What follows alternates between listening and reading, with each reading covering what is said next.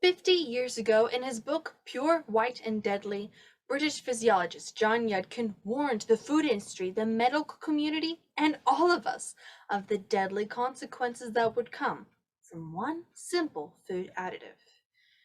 Yet, because the food industry did not like his conclusions, he died with no recognition or validation of his work. What makes his story so tragic is that the consequences that he warned us of a half a century ago have all come to pass. Yudkin was right. Today, he is heralded as a visionary. What ingredient did he warn us of? Why was the food industry so disturbed about Yudkin's research? Here's a riddle. What's pure, white, and deadly? It can also be brown. It's sugar. Now, I'm not saying that we should never eat sugar again. That would make this an impossible persuasive. What I am saying is we need to watch out for excessive added sugar. But that's just the tip of the sugar cube. The full story is we are being exploited by manipulative marketing. Let's explore this by seeing first how we're being manipulated, and second, how we can fight back. First, how are we being manipulated? When it comes to public manipulation, sugar is just one of many examples. Let's take a closer look at sugar. It is a truth universally acknowledged by the food industry that more sugar equals more sales. But sugar isn't as sweet as it seems. According to the CDC, quote, consumption of added sugars has been implicated in an increased risk of a variety of chronic diseases, including obesity, cardiovascular disease, diabetes, and non-alcoholic fatty liver disease, as well as cognitive decline and even some cancers, unquote. But here's the thing about sugar. Your brain needs it. According to the National Institute of Health, the brain is dependent on sugar as its main fuel source. This explains why you crave sweet foods when you're stressed and are using your brain a lot, like competing at a speech and debate tournament, or judging at a speech and debate tournament. Your brain loves sugar. But here's the bitter truth. Because of this, it's easy to become addicted to sugar. When you eat sugar, reward pathways in your brain are activated, making you want to eat more sugar and more sugar and more sugar. Sugar is literally a legal stimulant. I'm not sugarcoating it. Big food industries know that sugar is addictive, and they use it to their advantage. They have been purposefully downplaying the effects of sugar for decades. In the mid-60s, the Sugar Association, which includes members like Domino Sugar, Imperial Sugar, and other sugar companies, paid 3 Harvard students the equivalent of $50,000 to review research on fat, sugar, and heart disease.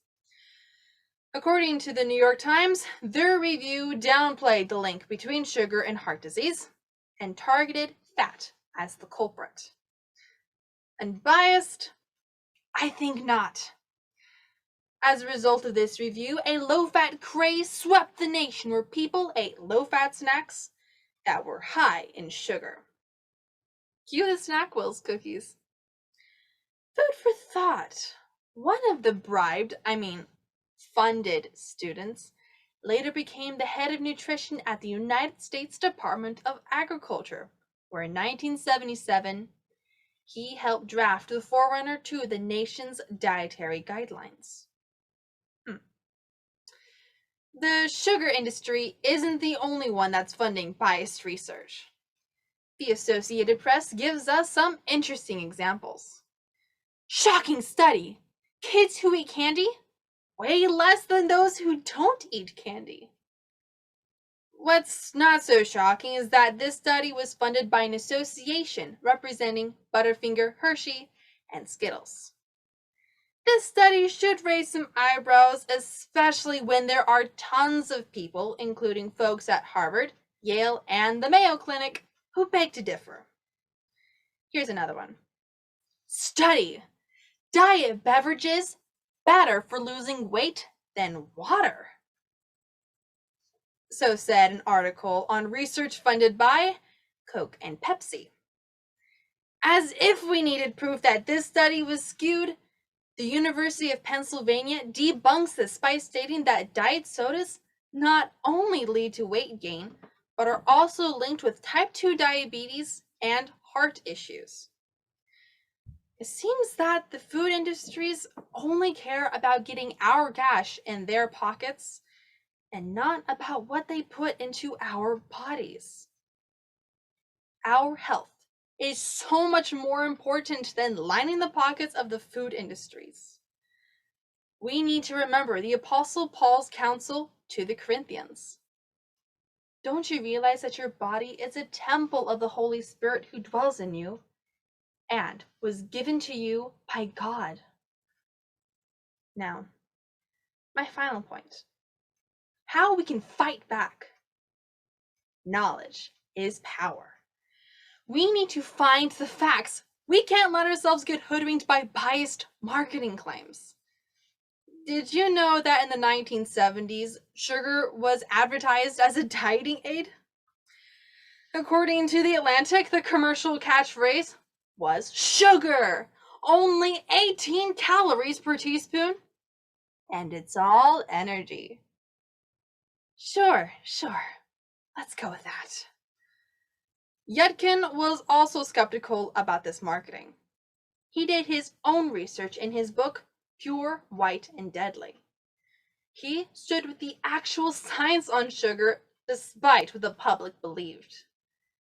The food industry felt threatened by this and did everything in its power to discredit Yudkin's research. He was silenced in order to save sugar sales. It's recommended by the World Health Organization that one should only consume 25 grams of added sugar a day. That's about 6 sugar cubes. However, that doesn't stop the food industry. They specifically formulate their products to have the highest sugar concentration possible. From NPR, we learned that the scientist in charge of formulating a new flavor of Dr. Pepper started with 59 different levels of sweetness for the soda. He sent those samples to taste tests all over the country. He used the data from those tests to calculate the highest point of sugar tolerance for the soda. Or how much sugar can we drink before we think it's gross? He called this peak the bliss point. However, the bliss point isn't limited to the creation of sodas. The food industry calculates the bliss point for yogurt, cereal, spaghetti sauce, and everything else on the menu. This explains how we can look at the nutrition facts and see that a strawberry Yoplait cup contains 5 added sugar cubes, a bowl of Frosted Flakes contains 3 sugar cubes, and some canned spaghetti sauces like ragu can contain up to 2 sugar cubes in just a half cup. We can't overestimate how much scientific analysis goes into marketing the food we eat. Being aware of this scientific angle is one of the greatest weapons to fight back. We see recent evidence of this.